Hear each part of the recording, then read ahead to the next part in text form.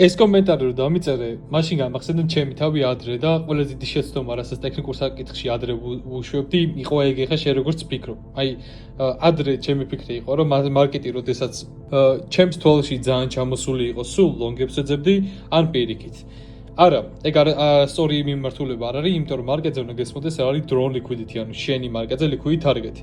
მე რომ ვიცოდი რომ მარკეტზე liquid target-ი წინა დღის low იყო, ხო, და სანამ ამ წინა დღის low-ს არ აიღებდა მაქსიმუმ, ხო, არ უნდა ასულიყო და retracement-ი უფრო ღრმა არ უნდა გაეკეთებინა, ხო, მაგის შიში არასდროს არ მაქვს, როდესაც მარკეტი ადის რაღაცა ჩემს მაღალ time frame PDR-ში და იქიდან double time frame-ზე დასტურს ვნახულობ, ეგ სრულიად საკმარისია, რომ ჩემი drone liquid დავათარგეთო.